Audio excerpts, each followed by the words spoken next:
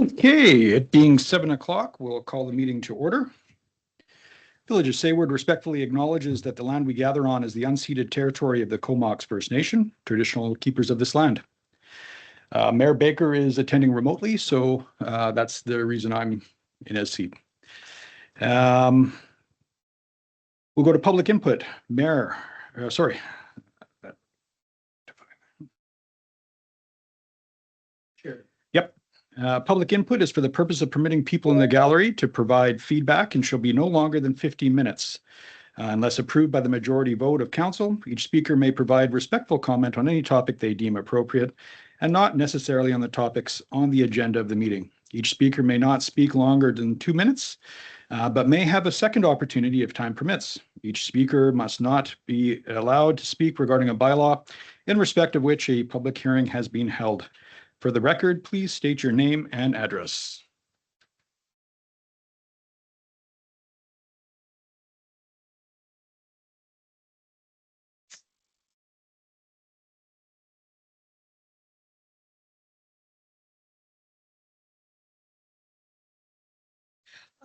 Maureen Hazelhurst, 520 McMillan Drive. Mayor Baker, councillors. I attended the Sayward Future Society AGM on Saturday. The executive provided an update of the good work they have done for Sayward and our surrounding area. Their support of the Coosa Climb brings 1,000 participants annually who have become ambassadors for our beautiful area. Their work to preserve local hiking trails and campsites, their support of local artists and artisans through the Kelsey Bay Gift Shop, their plans to preserve and improve the Kelsey Bay Wharf. These are just a few of the things that they do on a strictly voluntary basis to support our community. The executive also advised that 3,000 plus travelers from 40 countries signed a guest book at the wharf this year. And I can attest from my time volunteering that as many more attended who didn't sign the book. They also provided attendees with a financial position statement showing their bank account is robust and they are well situated to proceed with the planned improvements in the fall. The treasurer also advised there is an auditor-reviewed financial statement available to the public upon request for 2024 and previous years. Of interest to this council is the unique opportunity they have for full network status with Destination BC, an upgrade from being an affiliate and thus become ambassadors for Sayward and the gateway to the North Island, with improved signage and many more dedicated volunteer hours. This opportunity has been extended to, it has not been extended to any other community as small as ours. Given the tireless work done by the Society to promote Sayward, I would urge the mayor and councillors to support the motion to recognize Sayward Futures as the official tourist information center for Destination BC. Thank you. Thank you. Anyone else? Second call. And final. Okay. Introduction of late items. None. Approval of agenda, that the agenda for the regular council meeting for February 10th is approved as presented. Can I have a motion, please? So moved. So moved. Thank you, Mayor Baker. Second. You. Oops. Discussion. All in favor? Okay. And I apologize, Councillor Polson, I can't see, so if you can just indicate to me which way you vote.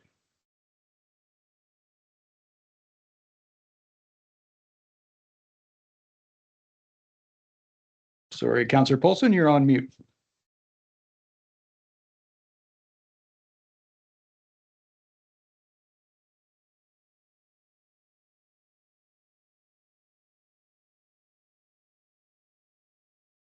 Sorry, Councillor Polson, are you able to hear me? Yes, I voted in favor. Okay, thank you, Councillor. So all in favor, it's carried. Minutes of previous meetings, that the minutes from the regular council meeting held on January 27th, 2026 be adopted as presented. Can I get a motion, please? I'll move that. Thank you, Councillor Coates. Second. Second that. Thank you, Mayor Baker. Discussion? I have discussion. Go ahead, Councillor Paulson.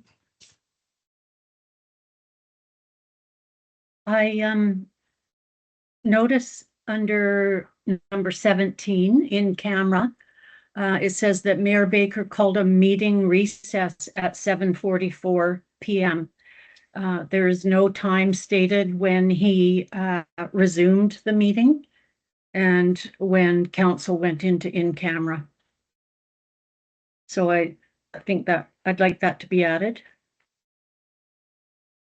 CO, can we review and, okay?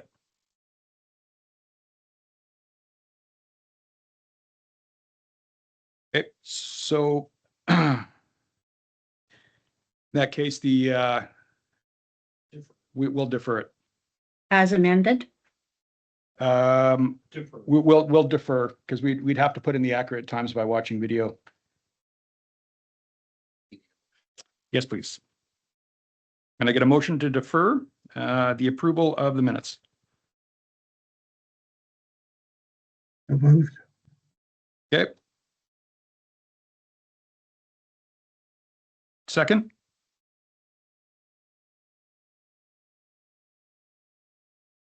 Okay.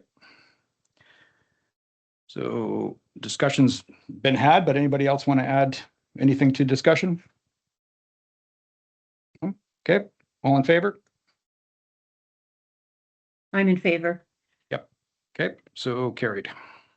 That will be deferred. Petitions and delegations. Housing Needs Assessment, OCP, amendment update, McElhaney Planning Consultants, Kevin Brooks, planner, and Kaylin Middleton, planner. First point is Housing Needs Assessment, OCP amendment. And if you want to, we'll turn it over to you for the slide presentation. Thank you, Mayor and Council. Kaylin, if you will bring the presentation up, please. So thank you very much. It's been a while since I've been here to talk to you guys about housing needs. We completed the housing needs report probably just over a year ago now. Presented it to council probably almost exactly a year ago in January of 2025. Today we're bringing it back in front of you. I have a brief presentation, talk a bit about the process again, just to refresh our memories with some of the information that we brought to you about a year ago. Talk a little bit about the results again, so we're clear on those results and where those results came from. Speak to the open house that we actually held last June to give a little bit of update with what we heard from the community at that open house. Then I'll briefly touch base on the actual amendments that will be before you for consideration later this afternoon, and then talk about next steps and sort of process for it. Next slide, please. So the process itself, this is actually the results of changes to the Local Government Act by the province of British Columbia through their housing statutes, the Bill 44 housing statutes, requiring all local governments within British Columbia to do a housing needs report. With that, the province actually dictated the actual statistical analysis requirements for all municipalities. And the last time I had the opportunity to chat with you guys about this, we did talk about some of the actual issues with that actual model that they made us use for these projections. So I'll present the projections, but we'll look at the projections, understanding that the actual statistical model does not work for small communities. They did not allow us to use an alternative method for these projections. So the numbers that we have are the numbers that we have, but there's still some really good information that ended up coming out of the housing needs as part of that. So 6 key things that we do need to look at, or we're required to look at as part of these projections, was extreme housing needs, or extreme core housing need, persons experience homelessness, see if I can, no, I can't remember them all, suppressed housing formation, anticipated housing growth, rental vacancy, and demand buffer. And actually, I'll touch base on all of these quite quickly. Next slide, please. So when we look at extreme core housing need, we ran the statistics on this, and what extreme core housing need is that housing need of people that actually are severely underhoused or have no housing. Which there's a slightly different definition than people experience homelessness. Based on the statistical analysis, there's no units required in Sayward right now to address the extreme core housing need. Next slide, please. when we look at persons experiencing homelessness, it does recognize that there is a potential need for one house over the next 5 years with an additional two and a little bit houses over the next 20 years. When we're looking at persons experiencing homelessness, though, this isn't necessarily just a village issue. These are one of those issues that need to be discussed regionally. And we speak to that in our housing needs report and recommendations that we made through the housing needs report, that homelessness is a much broader regional issue. And then any discussion around providing housing for homelessness needs to be worked through with the Strathcona Regional District as part of those discussions. Next slide, please. Suppressed housing formation. This is a bit of an odd statistic that they required us to do. And this is a statistic that they say if there was enough houses that were vacant regularly within the village, that 3 more people or 3 more families would have moved here. And so they make us make this projection based on the statistical model. And they say that in the next 5 years, an additional 3 houses would be needed to allow for that housing, with almost 12 houses over the next 40 years. Next slide, please. The anticipated housing growth, this is one of those ones that is a regular projection. This is based on basically the projection of housing needed based for the village to grow at the standard rate over a period of time. Based on this, there's 28 houses needed in the next 5 and just over 40 houses in the next 20 years. Next slide, please. Rental vacancy rate adjustment. This is based on the province idea that a 3% vacancy rate is a healthy rental market. And so what this says is that in the next 5 years, you need 0.1 unit and 0.5 units over the next 20 years to meet that 3% vacancy rate or a healthy rental market. And then this idea of healthy housing market, next slide, please, is this concept of demand buffer. And how the province has stated it is that to have a healthy housing market, which means enough houses on the market that if people wish to move here whenever they wish to move here, additional housing units would be needed. And that's what this projection is intended for, that demand buffer piece. In total, over the next 5 years, the province projection model says that there's 35 houses needed over the next 5 years to meet that housing demand. And over the next 20 years, 68 housing units needed. Next slide, please. So what does that really mean? And so when we did the housing needs report, not only did we run the statistical analysis, we also looked overall at the demographics of the community, the housing stock, the age of the housing stock, to come up with some general ideas of the type of housing that actually makes sense for the community, not just these odd numbers and tied to these weird definitions that don't really make sense for our communities. And what we found, there's a fundamental need for seniors housing in Sayward. With that, what we've seen is a significant decrease in household size. So, historically you had, 3.5, 3 people living in a house. That has shrank quite significantly right across British Columbia, but also in Sayward. What that suggests, though, is that there's an opportunity for smaller housing types, and we were talking earlier about the opportunity for tiny homes within the community. But also there's other opportunities, which I'll touch base on in a moment also. But what we've also seen is, and we've seen this everywhere again, that housing is becoming more and more expensive.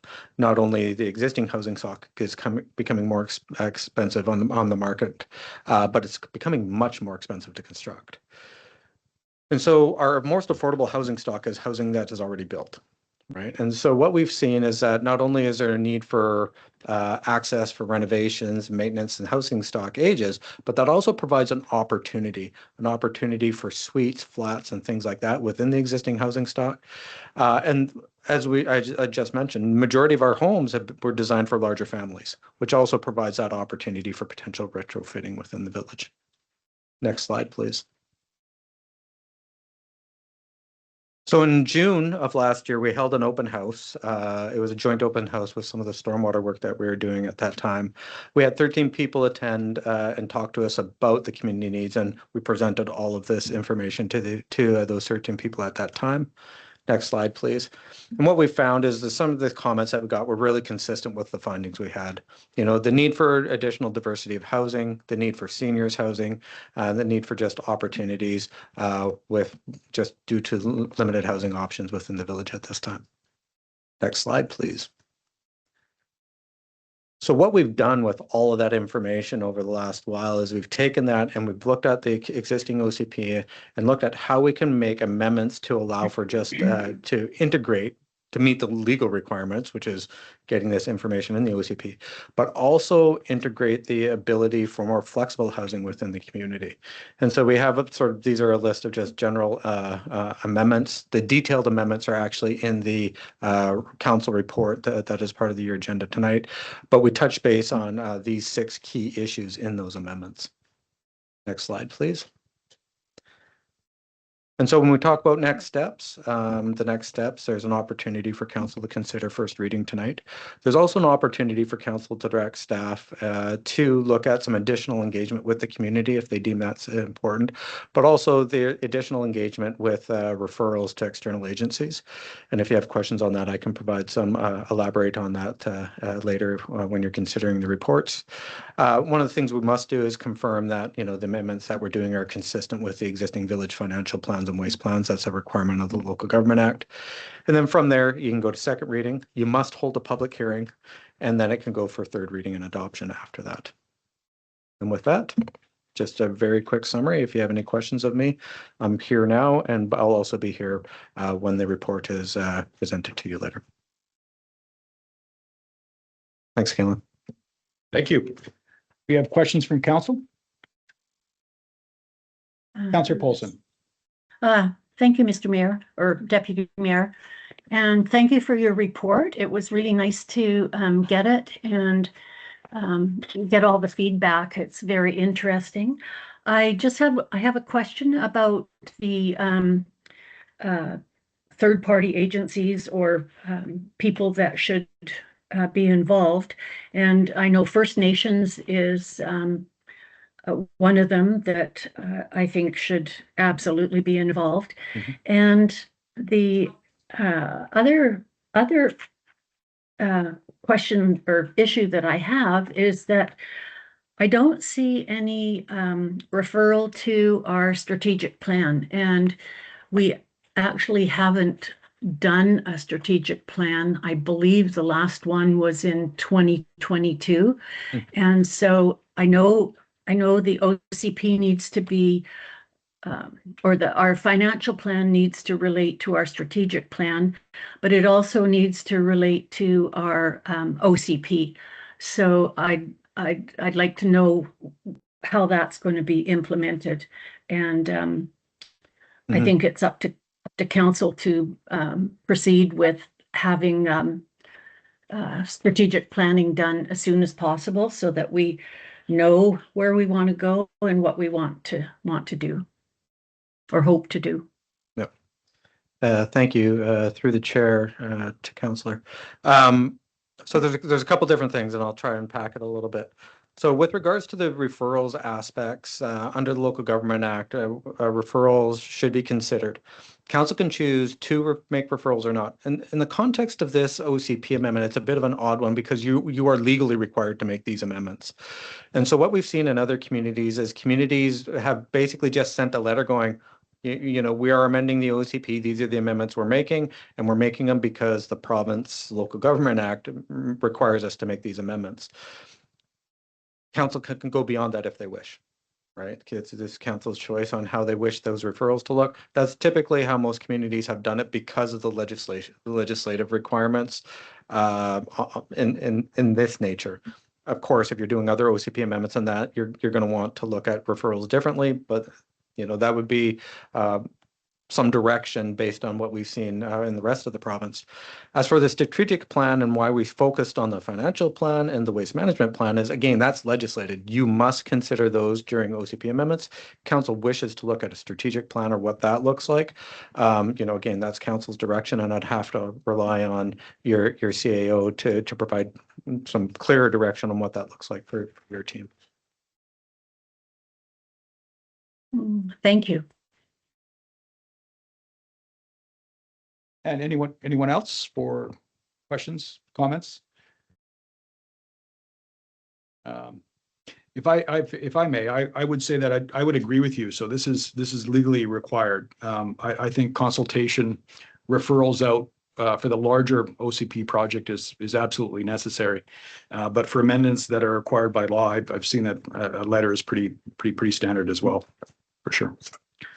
For the rental piece, did we include, because I know perhaps that the project was ongoing at the time, but does that account for the new triplex facility in Sayward as well? Yeah, thank you for that. So no, because we didn't have detailed statistics on rental vacancy.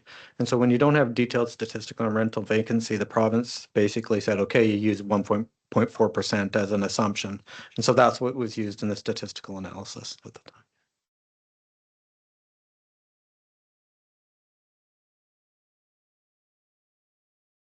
Anyone else? Questions, comments? Okay, Thank you very much. thank you. I appreciate it.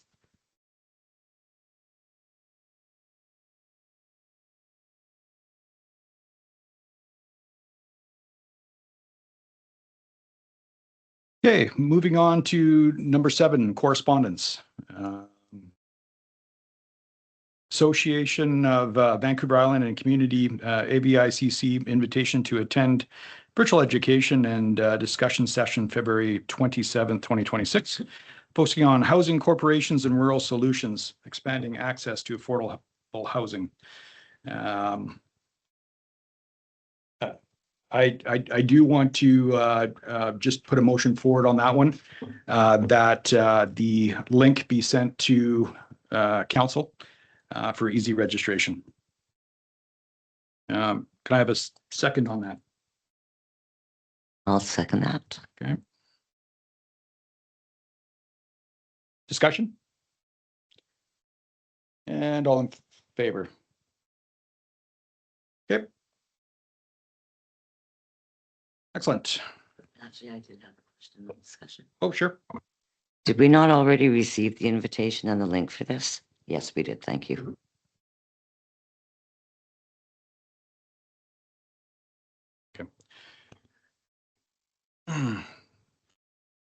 I still would like, we can get that, because that's part of the whole 438 page package, is it? Yeah. I believe it was also sent out separately. Okay, reports of committees, none. Sorry, council reports, also none. Mayor's report, Strathcona Regional District 2026 to 2030 draft financial plan. Lots of reading material in there. Mayor, did you want to comment on that? No, I would suggest that people take the time to read it and then send any questions back by email to the CAO. And then we'll bring those to the board. It's a draft budget, so there's still lots of time.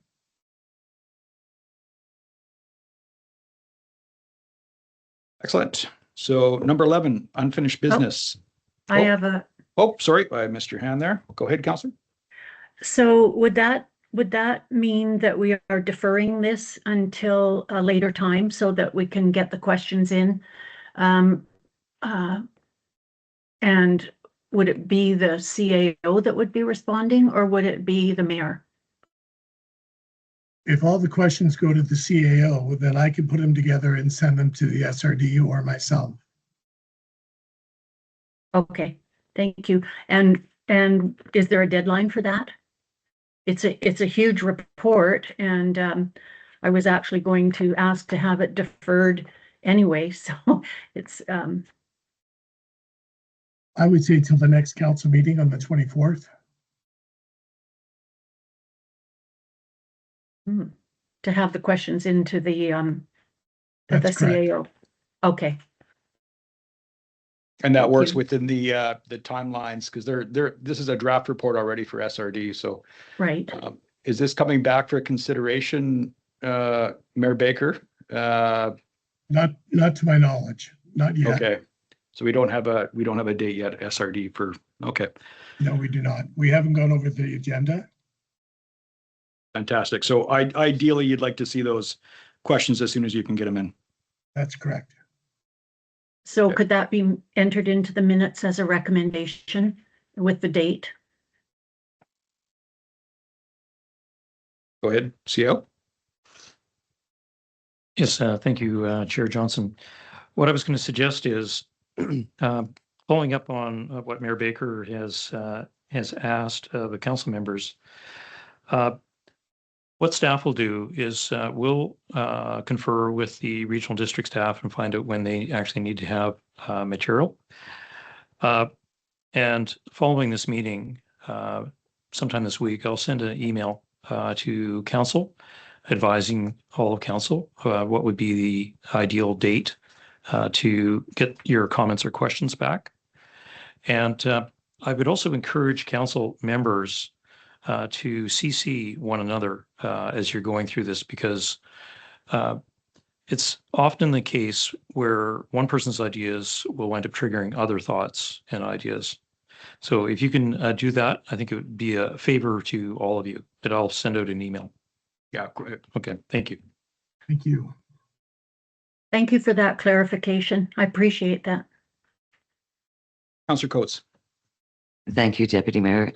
I just have a couple of statements on this. One is page 85 of our package. It's a census from 2021. So it's very interesting, the amount of money people make and how many make it. Census is coming up, so it's too bad we didn't have those numbers, but we don't, so it'll be interesting to see. And then on page 122 of our package, it has more to do with the valley, but I was really pleased to see the feasibility of installing dry hydrants in the Sayward Valley is being addressed. And for our neighbors out in the valley, I think that would be very beneficial. So that was nice to see in the package as well. Thank you. Any other feedback? Okay. We'll be moving on to unfinished business. As this item relates to Sayward Futures, I will recuse myself. Councillor Coates, if I can get you to chair and come in and extract me when you're done, that'd be appreciated.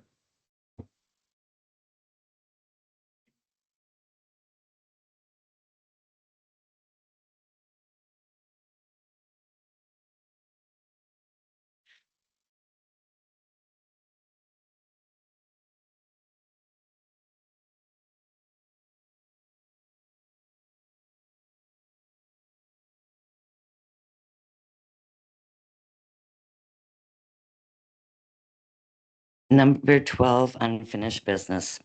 A, Sayward Future Society, request for Destination BC sponsors, confirmation letter. 1, Sayward Future Society, Destination BC verification. That's in our package. Number 2, Destination BC sponsor confirmation letter template.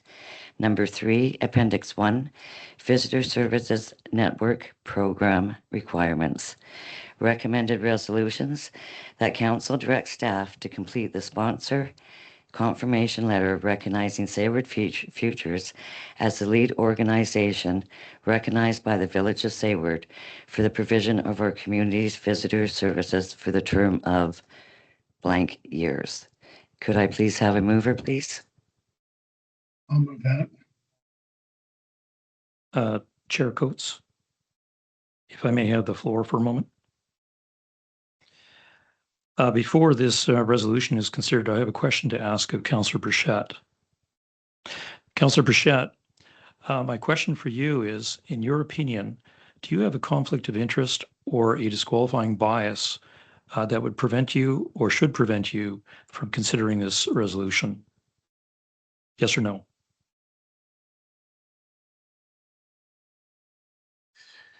No, and shouldn't that come from council or the chair, not you? And further to that, I would like to remind council that you prepared this statement for the mayor to remove me from the meeting the last time Sayward Futures came on. So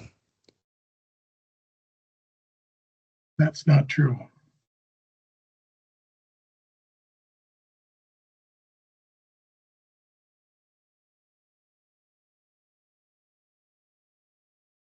Councillor Burchett, are you in a conflict of interest when it concerns Sayward Futures? Thank you. nope. Thank you.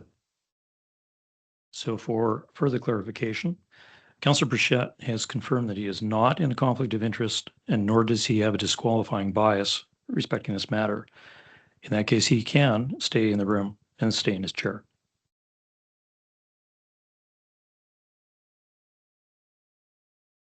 Thank you. So I'll repeat the recommended resolution that council directs staff to complete the sponsor confirmation letter recognizing Sayward Futures as the lead organization recognized by the Village of Sayward for the provision of our community's visitor services for the term of blank years. I'll move that. But I'd like to move for 5 years.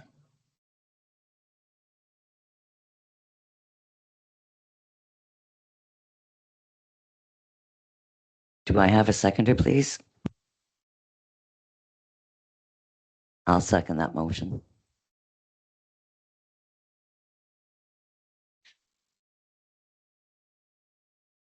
Discussion? Councillor Burchett? Thank you, Chair Coates. In my opinion, this should be a yearly term. It shouldn't be a 5-year term. Anything that we decide at 5 years now excludes the next Village of Sayward Council from having any input on this. So if anything, the timeline should be a yearly basis and allow for the next council to decide if they want to continue during their term. So my recommended friendly amendment would be for a term of 1 year.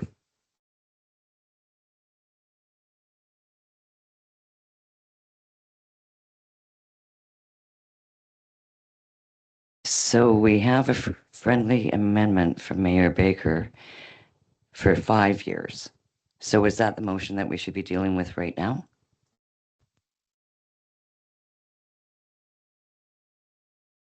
Thank you, Chair Coates. Because this is a friendly, or suggested as a friendly amendment, if the mover and the seconder of the original motion are comfortable with that amendment, then you're free to amend it to 1 year instead of 5.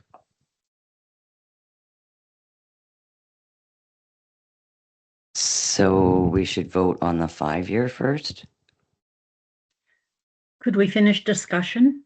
You would modify the original from 5 years to 1 year. You treat it as a friendly amendment. There's really no need for further changes to that. But going back to, and I understand that Councillor Paulson has some further comments that she'd like to make. Perhaps there are other amendments or changes that Councillor Paulson is wanting to suggest. Councillor Paulson? Thank you, Chair Coates. And I just would like to say, first of all, I think Sayward Futures has done a great job over the last few years in picking up from the previous Sayward Futures board and developing the tourism to the point where it is increasing yearly as it did years ago.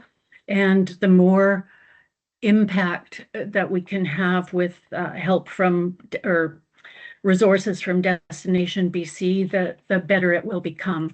And I'd just like to point out that in the letter from Destination BC, it says that they're excited. Well, I believe it's the Jason Johnson that wrote the letter, saying that they're excited to have been offered full network status by Destination BC as a trial. And as I read through all of the reports and things that they have to do in the first year, I would suggest that we go with a 1 year a credit or recommendation to them. But I have a question about the council, the motion being made by the chair of Sayward Future Society, who is also a council member. And I know that he has recused himself for this discussion, but this motion is looks to me like it's instructions to the village from Sayward Future Society. So I believe that I feel that this letter should have come from another board member on Sayward Futures, and I just like to point that out. But I think with implementing this Destination BC as a one-year trial, that we should get full reports on that, and then let the next council coming up with elections decide on whether they want to extend it from a yearly basis to multi-years. That's my suggestion.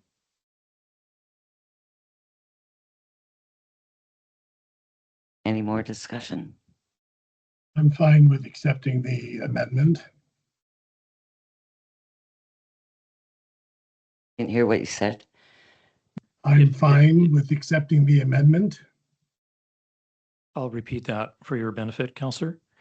The mayor said, I am fine and accept the friendly amendment. So Councillor Coates, you as chair, are you comfortable with the recommended change to 1 year? Oops, sorry. I'd like to add discussion. I believe I read somewhere here in our package that normally it just goes to the staff of whatever community, and it doesn't usually come to the table before council. Is that correct? Thank you, Chair Coates.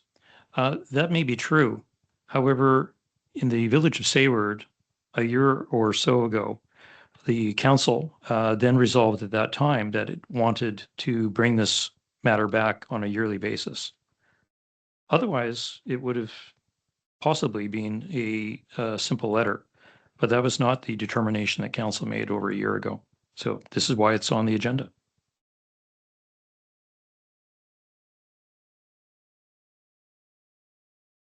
So, as I was a seconder for that friendly amendment, I agree with a 1 year term.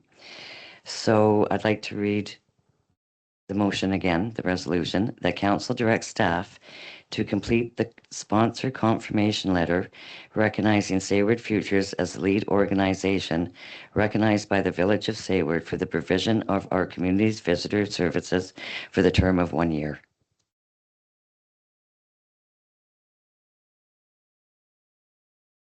I'll move that. Second.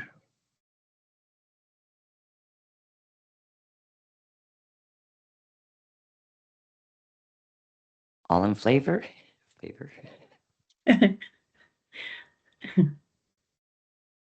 Any opposed? Motion is carried. If you don't mind, I'll just step out for a moment. Be back.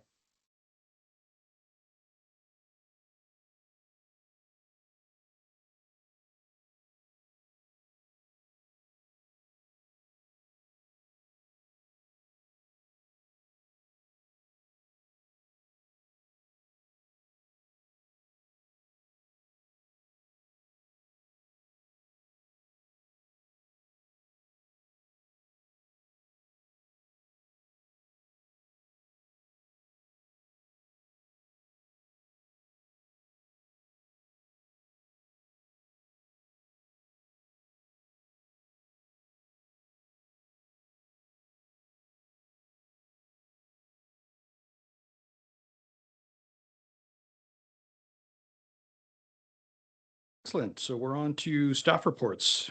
Staff reports A, Kelsey Recreation Center, future use options. CO, did you want to guide us through? We've got Kelsey Recreation Center future use options report. The actual financials 2016 through 2025. We've got the survey results done previously, as well as the Kelsey Center presentation of the SRD board that the former CEO and some staff did in November of 2024. All right, thank you, Chair Johnson and council members. So I'll take a couple of minutes to just run through, and I will try to be as brief as possible. Now, I don't plan to read this report verbatim to you, but I will concentrate on the highlights. So in the report background, it is recognized that the center was constructed in 1974. It was paid for by the forest industry, and the center was intended to support the recruitment of employees, attract families to Sayward, and support community well-being. And it's done that for many years since then. The ownership of the center was transferred to the village of Sayward. I'm not sure what year. However, for many years, the center served as the hub of the Sayward community, and it supported regular recreational programs and events, as you know, swimming lessons. I'm not sure about a weight room back in the day, but certainly there is one now. Childcare, after-school programs, carpet bowling, which lives on to this day, and seniors' lunches.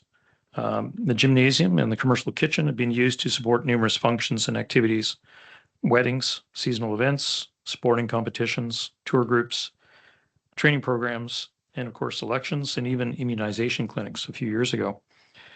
The Recreation Center also supports the Village of Sayward Municipal Office, where it does now, and the Emergency Operations Center.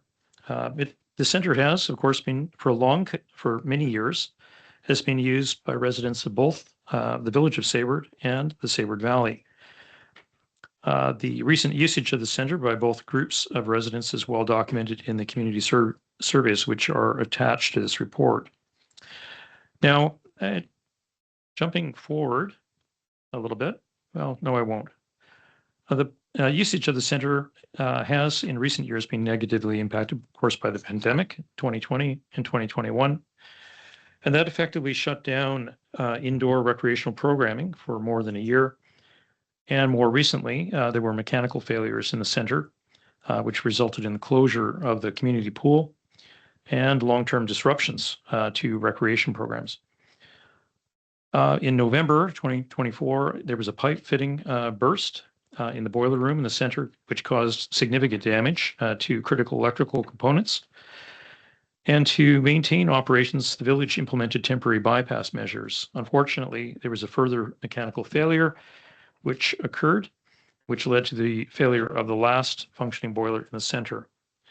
The village responded as swiftly as it could to support program continuity, occupant health and safety, and overall building operations. However, programs that relied on access to a properly heated pool were severely impacted. The time required to install new boilers in the building meant that the pool did not open to the public in 2025 at all. In March 2025, Sayward Council decided, and I quote, that the Kelsey Center pool remain closed until the results of the Strathcona Regional District Kelsey Center Committee are received for review and discussion by Council. And since then, it is understood that most of the employees at the center have gone to new jobs and are unlikely to come back, even if it were to reopen. Now, I did some financial analysis, and attached to this report, there's a spreadsheet. You'll see a lot of yellow on. I undertook a close look at the financial plans and past financial statements for the Kelsey Recreation Center going back to 2016. And those plans and the actuals for each year's financials revealed that the Kelsey Center has operated every year at a substantial cost to the Village of Sayward. I'll come back to that in a moment. All right, except for 2020 and 2021, during the COVID years, every year since 2016, the Kelsey Recreation Center has cost between $206,000 and $273,000 to operate, which is a lot of money. Over the course of those years between 2016 and 2025, it equates to over $2.1 million of costs, which is documented in the table.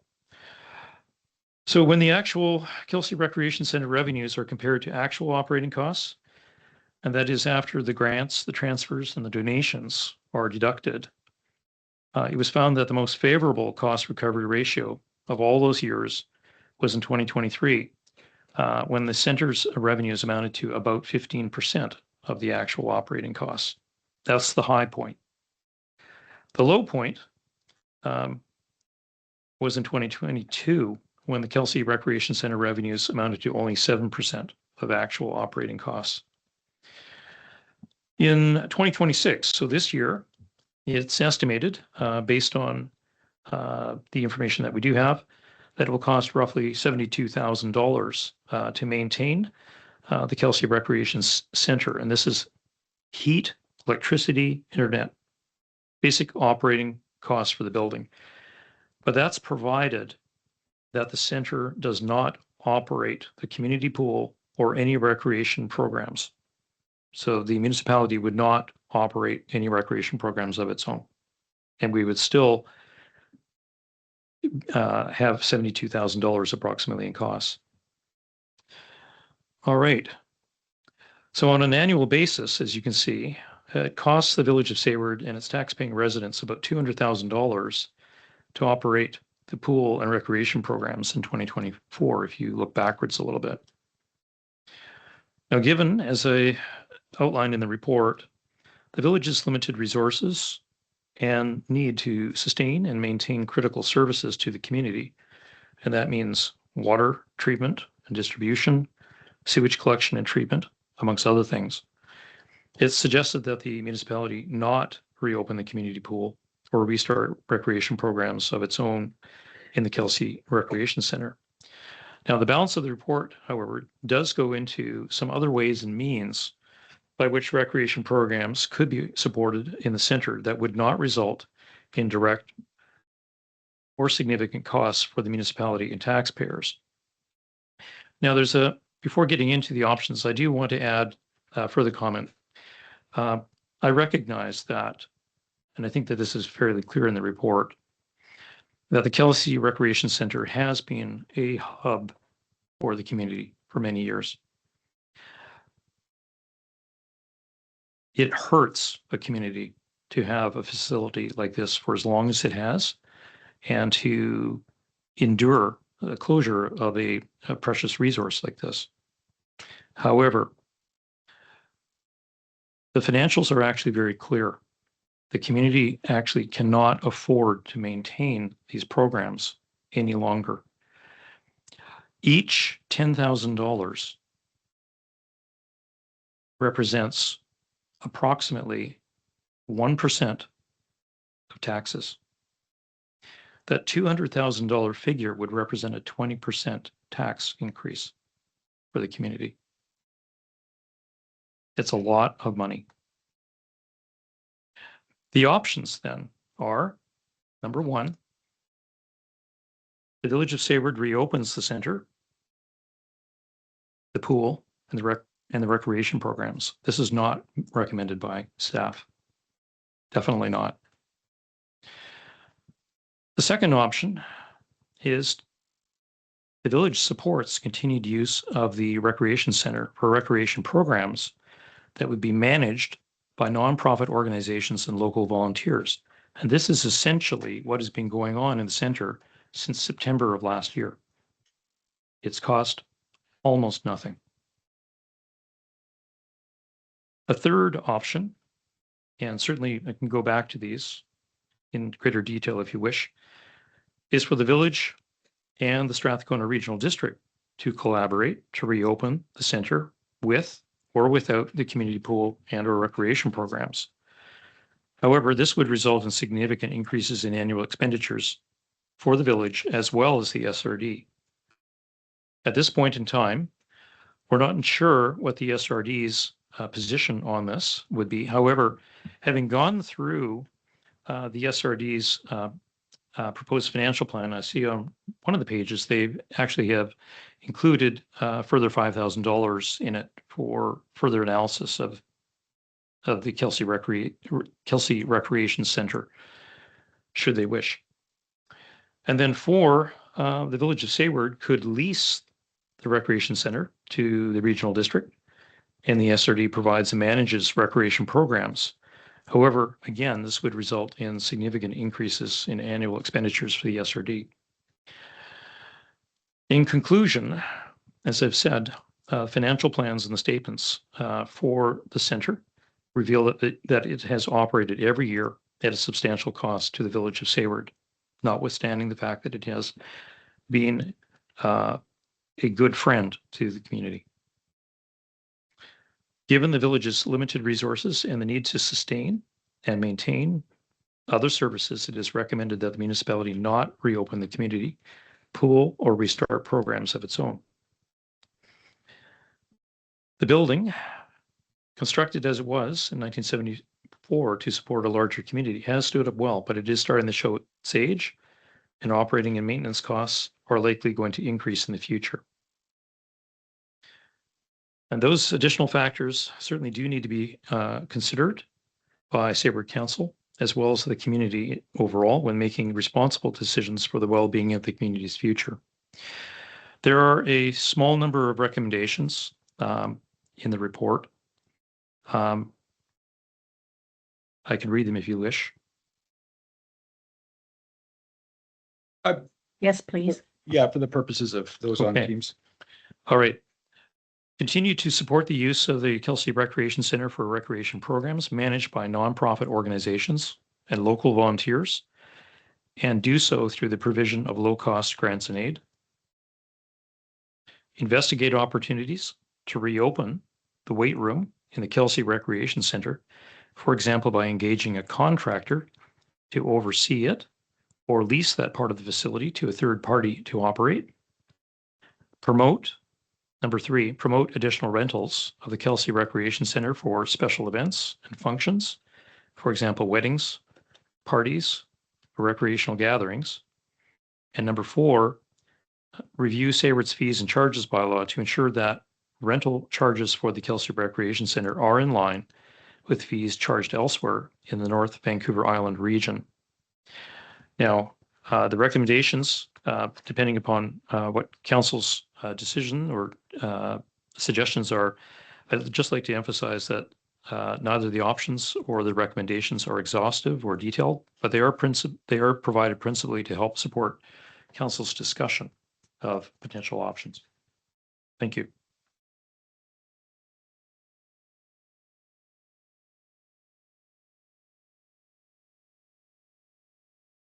Okay, so you've got recommendations in here. We don't have a motion per se, so I think we can go right into some discussion on your report.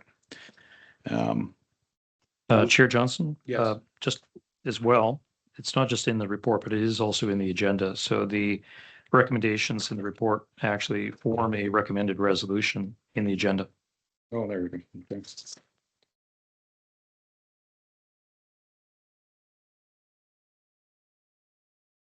We have some questions, comments for CAO.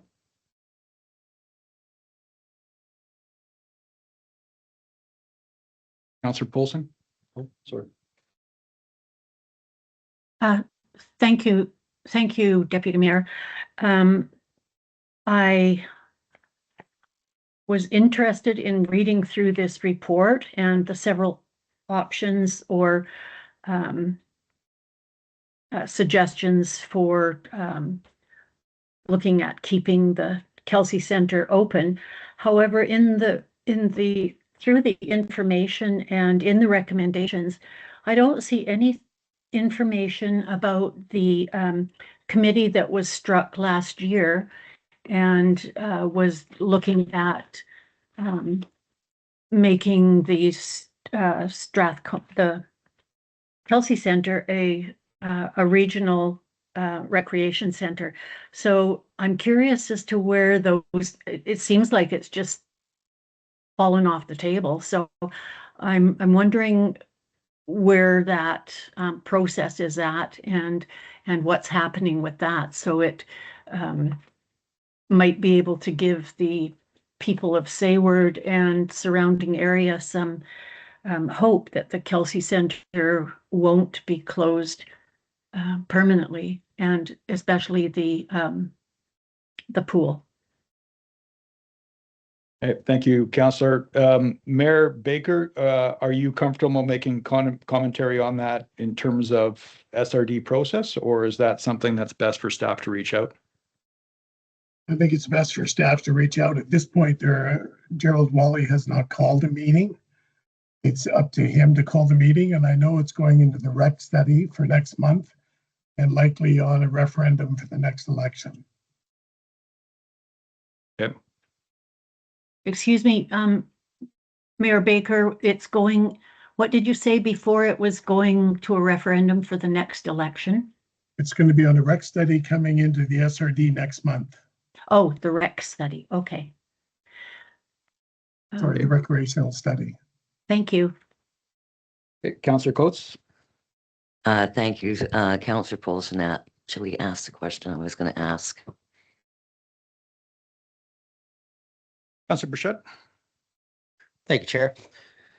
I think it's really important for the community to understand the importance of having the rec center open.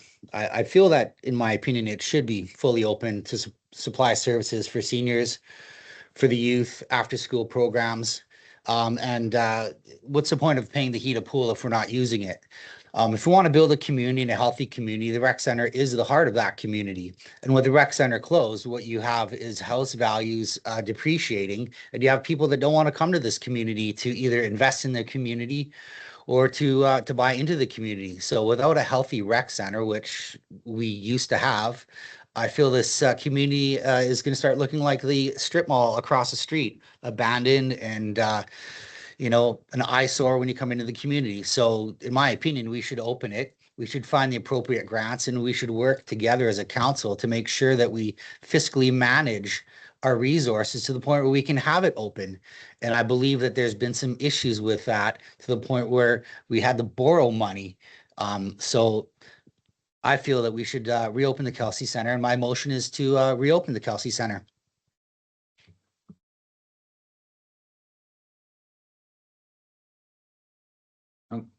Councillor Coates? Thank you, Deputy Mayor. A year ago, we sat at this table and we made a tough decision about the pool and about the Kelsey Center. Since that time, I have watched people get together and volunteer their time. What we were missing when we shut it down, we now have. We have Muay Thai. We have seniors lunches. We have carpet bowling. We have an after-school program that's out at the Heritage Hall, which is actually been very successful. I don't believe that this community has lost any of those programs. They've been taken up by volunteers, and they're still available for the residents of the village and the valley. Unfortunately, the pool is a big drain on finances. I have attended many swimming functions, and it's kind of sad when there's 2 adults in the pool. It was actually kind of nice because it felt like you were swimming in a private pool, but it was underutilized, and we don't have the money. I'm sorry to say, but we were told that last year by the former CFO. We don't have money to open up the pool. As far as programming goes, the community still has a programming. If you want to send your kids to Muay Thai, send them to Muay Thai. If you want to send them to after school program, the bus takes them out to the Heritage Hall. If you want to join in for a senior's lunch, it's still available. And these programs haven't cost us any money. Thank you. Councillor Burchett? Thank you, Chair. The amount of money that the majority of this council has voted to spend in the last couple of years on legal alone would keep the Kelsey Center open for a couple of years. at almost no cost. So we have the money, we have the resources, but council as a whole hasn't made the best decisions for the community. So again, we have the ability to have the Kelsey Center open for our constituents, for people to use. It's just not being managed properly. Oh, sorry.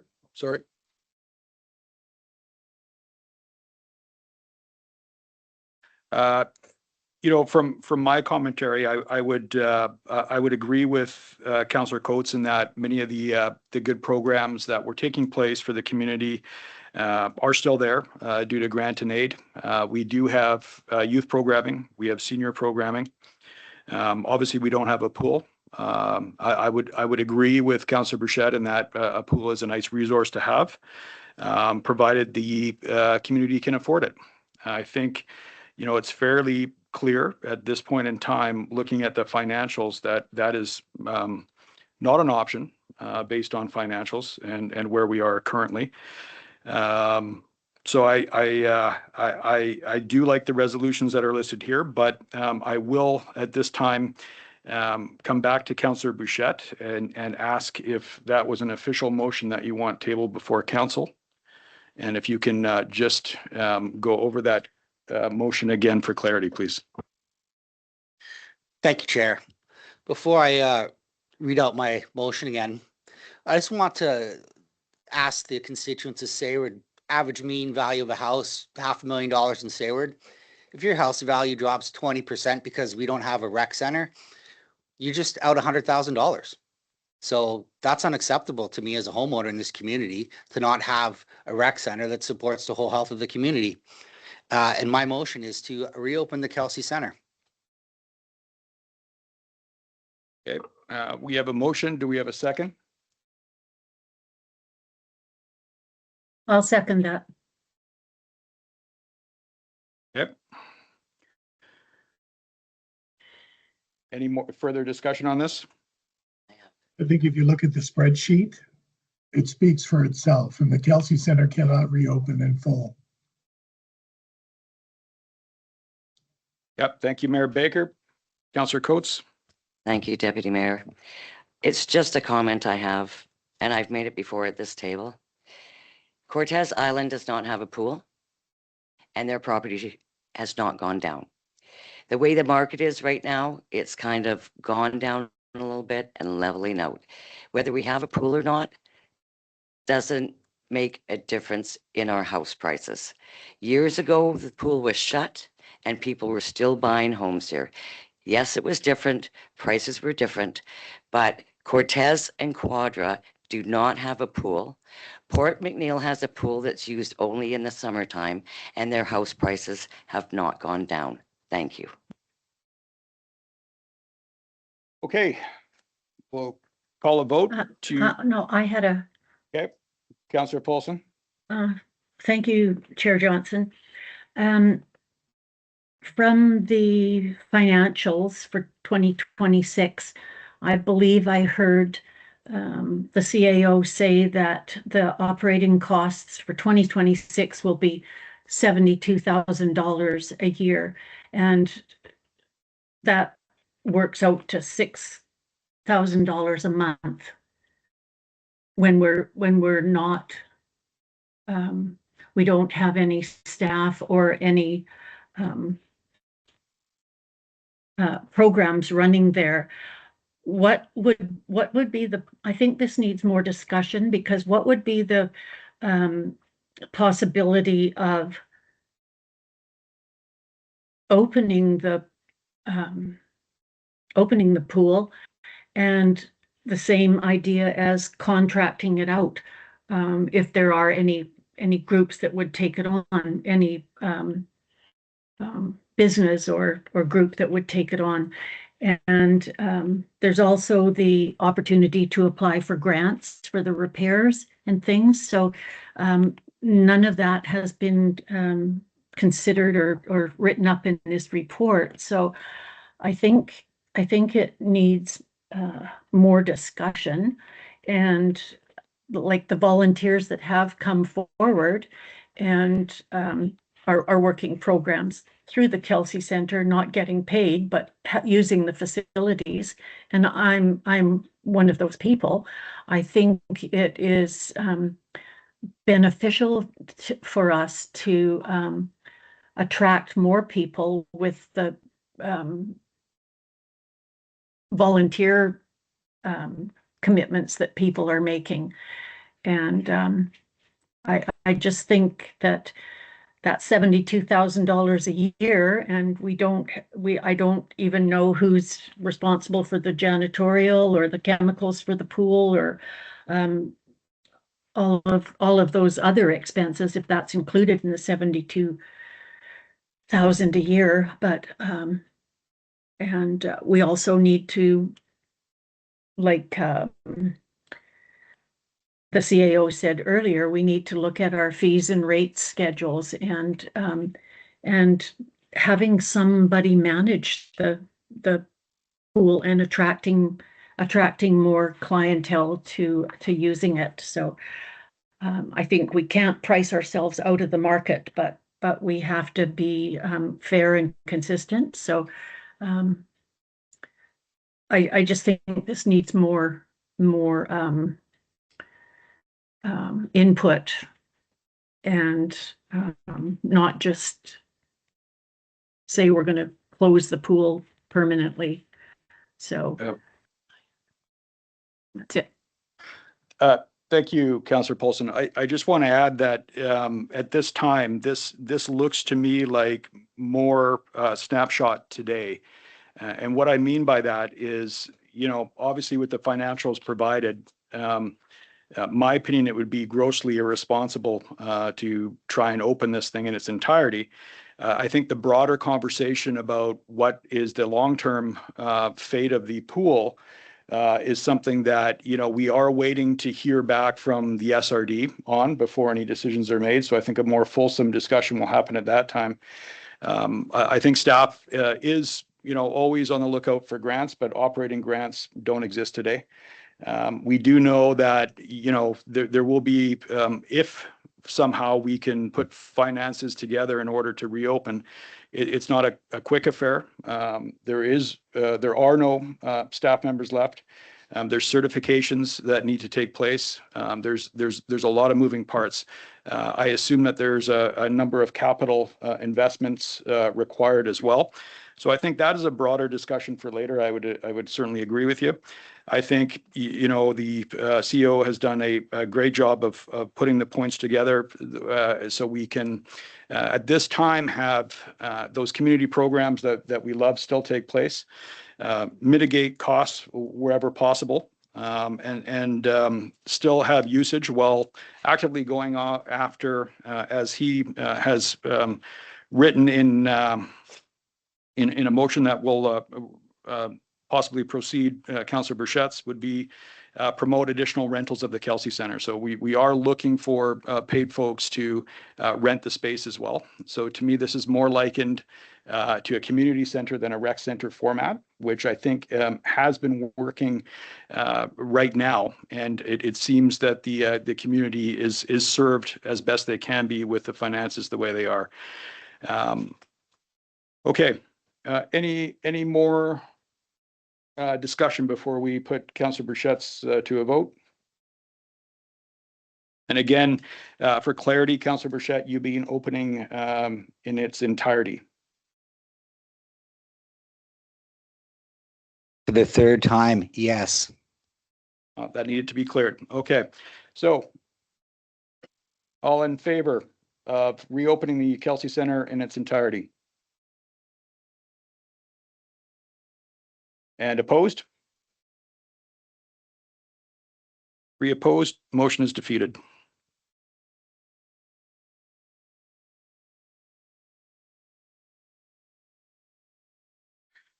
Okay, going into the recommended resolution then.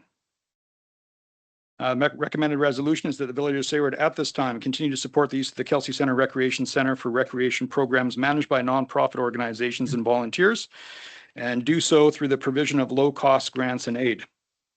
Sorry, do you want these separated or do you want them all in one?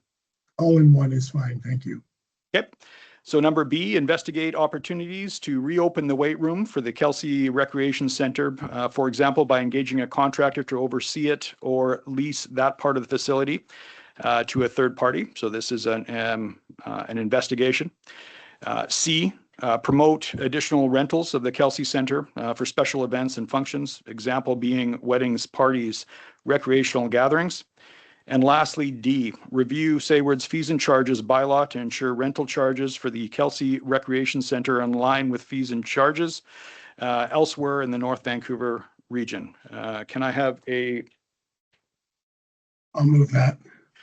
Okay, second. I'll second that. Discussion? Councillor Olson? Thank you, Chair Johnson.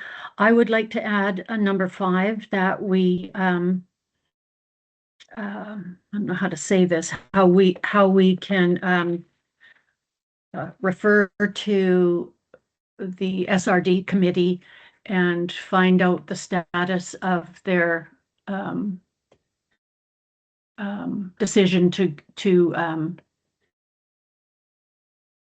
make the Kelsey Center a regional center. And I'm just like this, tonight is the first time that I've heard that Director Wally is putting it to a referendum. So Director there's Wally, information. sorry, Pardon? to interject. Director Wally is not putting it to a referendum. It's likely going to go to a referendum. It's not Director Wally doing it. Okay, well, if it's the committee that's doing it, then shouldn't that information be coming back to the Village of Sayward? There's no guarantee on it yet. It hasn't been mentioned at any meetings. It's just a guess on our part that likely it'll go to a referendum. Well, I'm just stating that guessing for the Village of Sayward is not good enough. So I think we need to get some further information from the committee and find out exactly what their next steps are. Okay. Thank you, Councillor Paulson. COO Young, I believe that that's already in play. I mean, we've asked the SRD for findings. The committee has been set up. They are still doing the work. So that is already in play to my understanding. Councillor Paulson, if it is indeed your intent, despite that already being in play, to add that as item E, that would need Baker and Coates to agree to that as motion and second. Thank you. I'm just finding that when we're leaving things to that they're in play and not having it documented, that's leading to a lot of problems for the Village of Sayward in future planning. So if it's not documented, it's not occurring as far as I'm concerned. And that's been a very unfortunate part of the way this village has been operating. We need to have things in writing, and I would ask that number 5 be added, that the staff inquire with the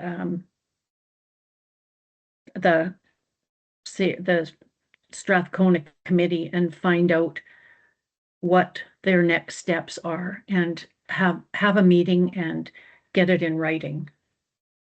Okay, so if I may, then I suggest that we go to vote on A through D, and then we can do a motion to direct staff to do an update on the SRD work currently being done and bring that back to council. Would that satisfy your inquiry, Councillor Paulson? Yes, it would. Thank you. Thank you. Okay, so going to vote on A through D, please. Again, Baker, Coates, all in favor? Okay, opposed? Okay, seeing one opposed, motion is carried.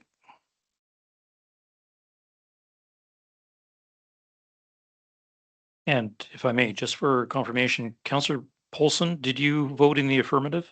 Yes. Okay, thank Yep. you. Okay, on the motion to direct staff to get an update from the SRD, can I have a motion, please? I'll make that motion. Thank you. Second, Second. thank you. All in favor? Okay, opposed? Okay, actually, we're, okay. Seeing none opposed. Motion is carried. Okay, so we are on to staff reports, item B, official community plan amendments, housing needs amendments. So we've got the official community plan housing needs amendments report. We've got a housing needs analysis that was done in 2024. We've got the Saywards OCP recommendation housing needs report 2025 and the bylaw 520 official community plan amendment, as we've heard from our speakers today. The recommended resolution is that council, with respect to the official community plan amendment bylaw 520 2026, considers whether consultation on proposed bylaw is required with any of the following pursuant to 475 of the Local Government Act. A, Strathcona SRD, B, Local First Nations, C, School District 72, D, provincial or federal agencies. We did hear that it is common to send a letter in this case rather than full consultation, which would be a scope of work for the full OCP. And then second to this is give reading to the Village of Saywards official community plan amendment bylaw 520 2026 and direct staff to hold a public open house to allow the public to review proposed amendments prior to consider of further readings and holding of a public hearing. I'll move that. Yeah, I may. So I will be calling Kevin Brooks back up just for a moment. And just to provide a little bit more guidance on this, because the second part of the resolution, Chair Johnson talks about directing staff to hold a public open house to allow the public to review the proposed amendments. And I'd like to point out that there was a public open house that was held last year. Yeah. It was sparsely attended. So the question would be then whether council wishes to modify this recommended resolution and instead do the first reading, consider the consultation requirement. And I think you've done an able job, Councillor Johnson, of outlining what could be satisfactory from a consultation point of view. Okay. Prior to going to a public open house. So once the letters, for example, if they are sent out, we get some responses, then there could then be second reading. So council's got a, to paraphrase, this is a choose your own adventure moment. Okay. Okay. So, Kevin. Does this work? This working? Awesome. Yes, thank you, CAO. And so, yes, there are some opportunities that council has here and various options that can be considered. One of those options is that public open house versus a public hearing. A public hearing must be had where people can come out and speak to council either for or against the proposed amendments. So council has the option to say, okay, you know, we have heard from the public, we've had the open house, we've seen the reports, and yes, additional open house could be done, or no, it's unnecessary at this stage. And also then provide direction also with that referral. Should it be just a letter? Should it be a invite for consultation? Like I said, in the majority of cases, because this is a legislative requirement, the majority of communities have just done the letter. Again, like the CEO said, this is a bit of a choose your own adventure.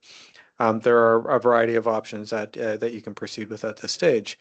I can provide greater clarity if you have any questions on what that might look like or how that process looks, and I can outline that for you if that is useful.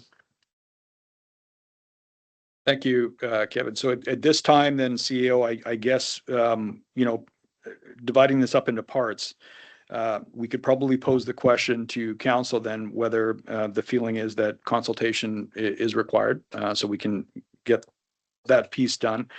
Again, I'll just reinforce the fact that, at this point, a letter, I think, satisfies that requirement. And to my understanding, we're behind on this as it is.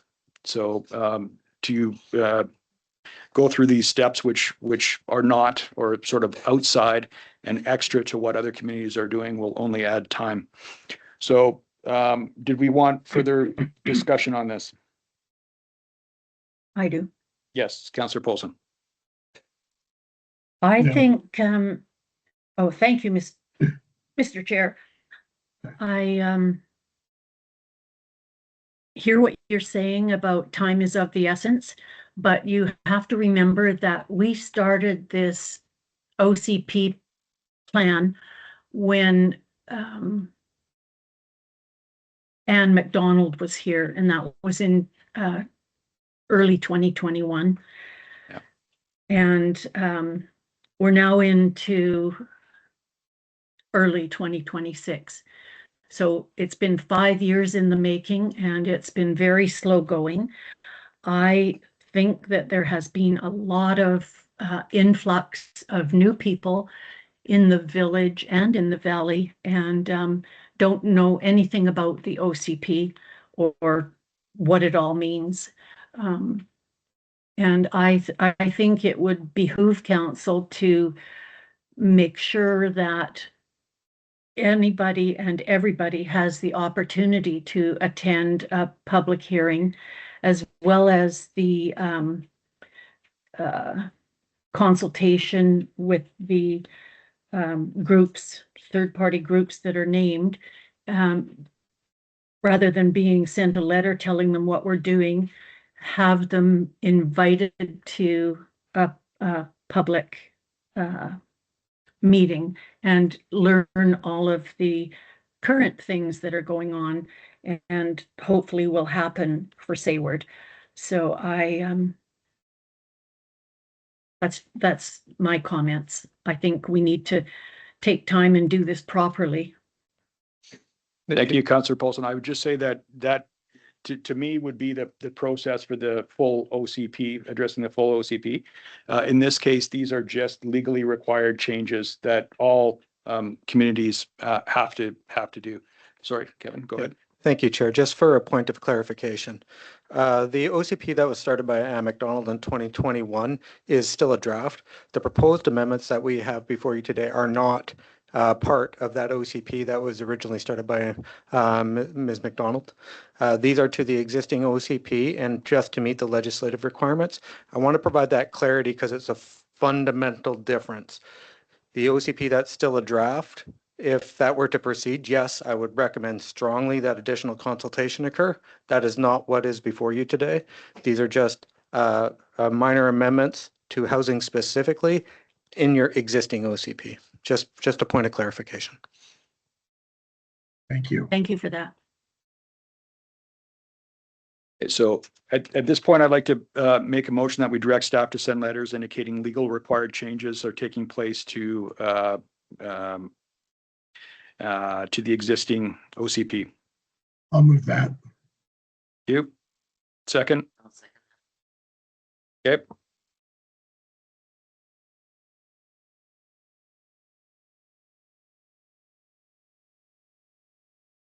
Okay, all in favor? Okay, and seeing none opposed, motion is carried. Okay, we then get to the second part of this.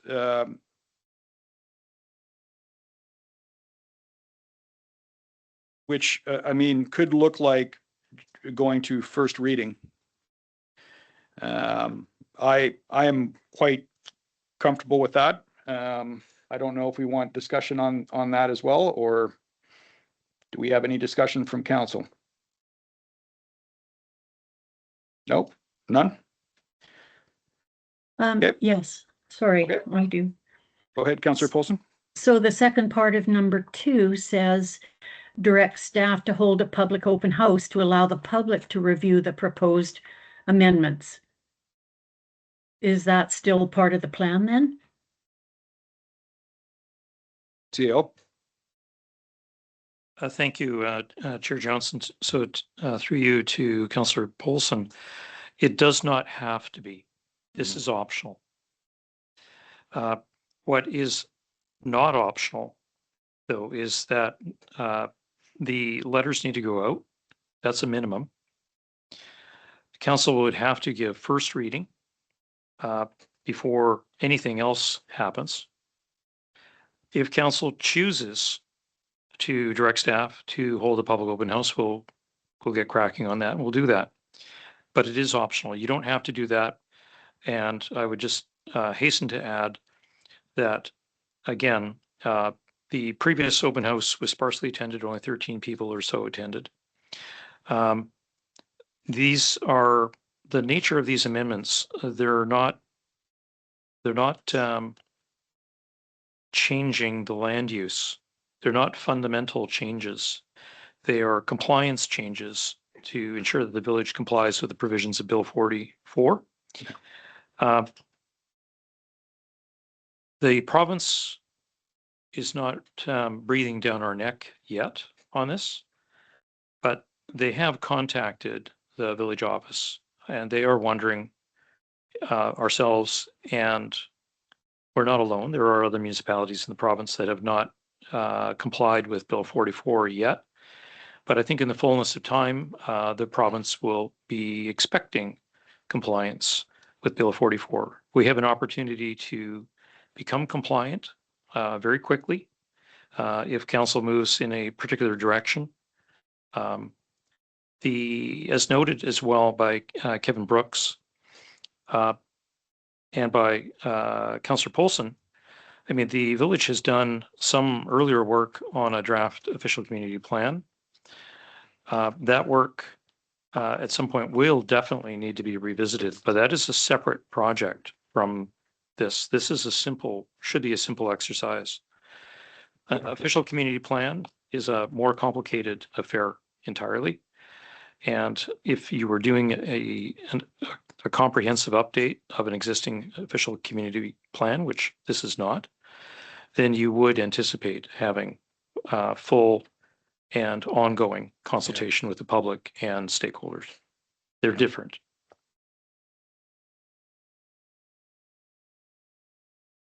Thank you, Deputy Mayor. My question is that in the June 25th public meeting that there was, were these amendments available to the public that attended? Through the chair, thank you very much for that. The amendments as they're written now weren't, although there were general recommendations on what the amendments needed to be. We did not have the amendments drafted during that open house. If I may, that would be the purpose of the public hearing. Okay, so at this time, I'd like to move that we proceed to first reading without the public open house. And the reason for that is these are legally required changes. We are not dealing with working towards a new and improved OCP. This is amendments to current. So the motion is that we give first reading to the Village of Sayward Official Community Plan Amendment Bylaw 520/2026. I'll move that. Okay, second. I'll second that. Okay. Any further discussion?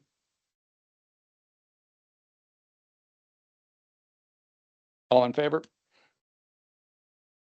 Okay. And none opposed. Motion is carried. Okay, we are now on to 13, Emergency Service Public Works. Mr. Brooks, if that's, I mean, you're welcome to stay. It's riveting stuff, but I know you probably want to hit on the road. Thank you for your presentation.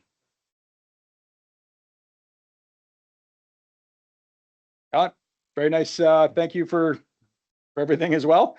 Silently in the corner there. So again, we appreciate it. Thanks for having us. if I may, and Yep. Galen, big thank you as well for all of your good work.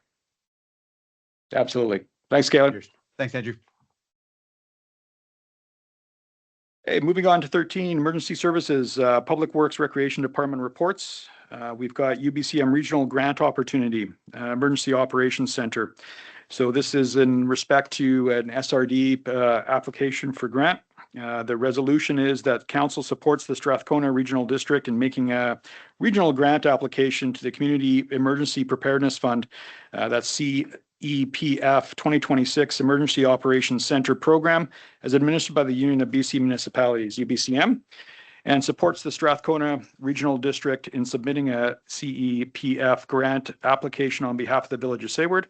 And if the CEPF grant funding is approved, then the village agrees to have the Strathcona Regional District be the recipient of the CEPF grant and to manage that grant accordingly. I'll move that. Okay, second. I'll second that. Second that. We got the races on. Okay, we'll do Paulson. Okay. Okay. Discussion. Okay, all in favor? Okay. Seeing none opposed, motion's carried. Proposed lease of Fire Hall number 1 to the Strathcona Regional District. For our reading pleasure was the lease proposal, Fire Hall 1 report, the Strathcona Regional District bylaw number 588, the proposed 2025 to 2030, the 5-year lease, Fire Hall lease. The recommended resolution that council, that the mayor and chief administrative officer of the Village of Sayward be authorized to sign a 5-year lease agreement with Strathcona Regional District for the use of Fire Hall 1, located at 620 Kelsey Way, Sayward, BC. Can I have a motion, please? I'll move that. Second, I'll second that. and discussion. Councillor Paulson? Thank you. It says in the lease that it would commence on the first day of November 2025 and end in October 31st, 2030. So in the information from the staff report, it talks about the utilities being turned over to the SRD as their responsibility. I'm just wondering if those payments are going to be retroactive. So will they be paying for the utilities from November of 2025? CAO? Yes, thank you, Chair Johnson. I believe that they are in fact already paying them. I think so too. Well, that's nice to know. Okay. Other discussion? Yes. There was Councillor no, Paulson. thank you. There was no mention of the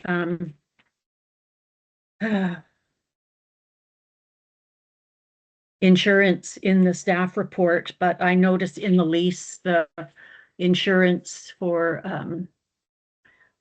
the building and for people using the building is included in there. I just have one on page 432 where it says interpretation. It says that when the singular or neuter are used in this lease, I'm wondering who the neuter are and what the spelling mistake should be corrected to. It's under interpretation and letter R.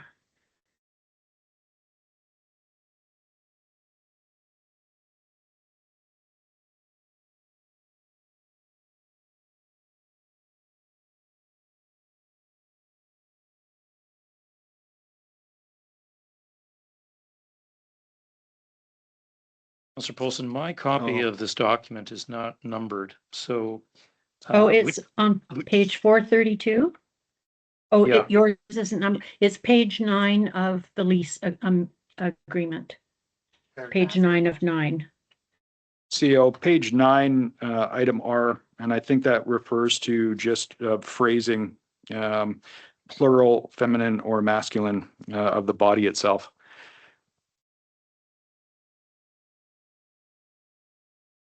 That's how I would read it as well. Yeah. But also hasten to add that this is an SRD document. We don't write this. Well, I was just wanting clarification of what that was. I've never heard of a singular or neuter. But, hey, they don't Yeah. want to let the SRD know about it and correct it, maybe that's fine.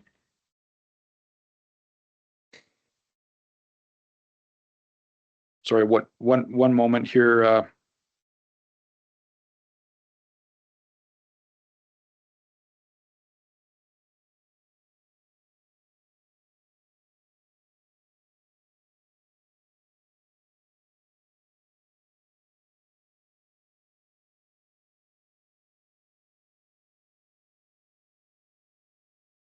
Well, it's certainly not what I'm looking up. So,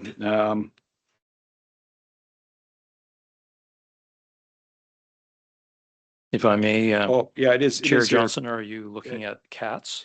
No, yeah, well, you don't want to see those pictures, but at any rate, relating to or consisting the gender that ordinarily includes most words or grammatical forms referring to things classed as neither masculine or feminine. So that is legalese, Councillor Polson, and it does not appear to be an error. If I may Yep. interject just for a moment. Yeah. A more modern lease language would actually use a gender neutral language of they. Yeah. Yeah. But I think for the specifics of this legal document, that one appears to work in this scripting. So it doesn't strike me as an error. Any other discussion? Go ahead. Thank you, Chair. Just for clarification, who's responsible for the insurance? Us as owners of the building or the leasee if there's a flood and flood damage to the fire hall? It is in a floodplain. As I've read that, there is reference to insurance, both ours and theirs. So it appears that there is insurance requirements of the both.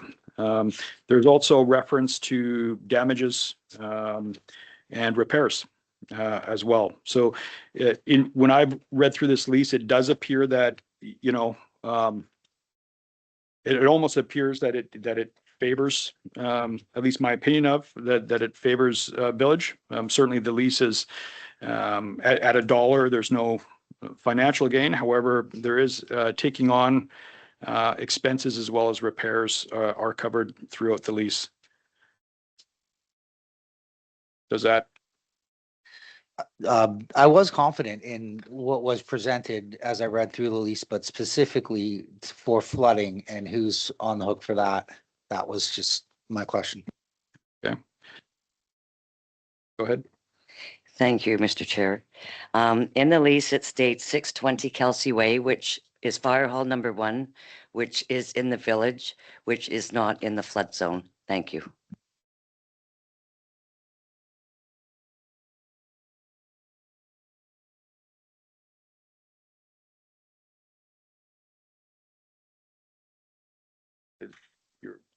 Any further discussion?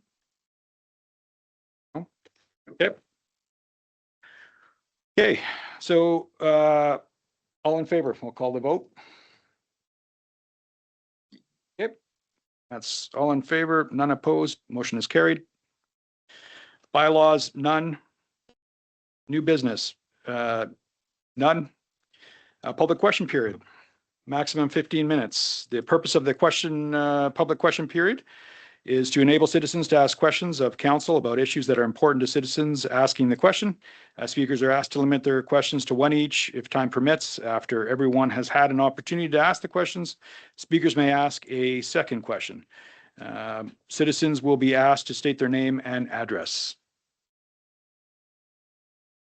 Come on up. Whoever would like to go. Melissa Holmes, 108 611 McMillan Drive. It's just a comment kind of I want to make is that I've been volunteering with the Kids Club on Wednesday, Thursday, Fridays at the Heritage Hall, and I just wanted to let the community know that the numbers have been extremely high. We've had a maximum of 17 to 20 kids, and it's being run by volunteers and very happy children. So thank you.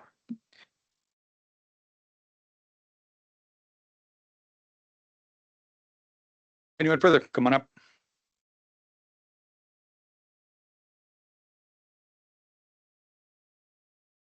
It's just neat. Yeah. Perfect. Hi, Lee Ettinger, 220 Sayward Heights. I'd like to comment that while I am quite pleased that we have managed to reduce the operating deficit for this facility from $273,000 a year to just over 71, I am less than pleased to know that that $71,000 still falls only on the taxpayers of the village. And the facility, as we know, is not majorly used by the taxpayers of the village. The people who are the majority users of the facility are still contributing nothing. And this village seems to continue to issue these grants in aid to organizations that where the majority of their participants don't even live in the village. Like, how long is the taxpayer going to get hammered with this kind of stuff? I want this facility off my property tax assessment. It's an albatross. It's an albatross. Okay. And I don't see anything. I mean, as far as I know, our property tax assessment is going up.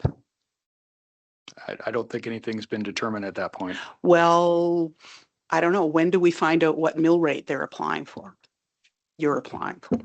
That goes into budget conversations. So we're not there yet. CEO, the deadline for budget is May 15th, is it? May 15th, yeah. Okay. And as far as progress not having been made with the regional district, my understanding is that they are still waiting for the seismic assessment of this facility to determine whether or not anybody should be in it at any time ever.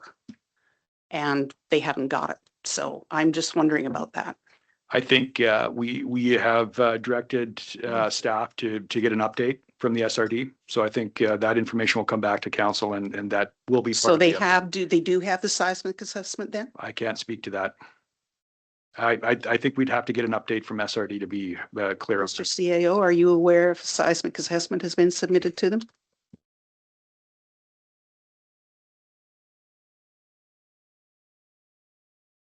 No, as a matter of fact, I have not seen a seismic report. And again, we'll get an update. I believe there was some discussion around seismic, but I don't know whose responsibility that is. So to get that report and to fund that report. So that information will have to be forthcoming after there's a conversation with the SRD. By next council meeting, I would imagine, depending on how staff can connect with the SRD.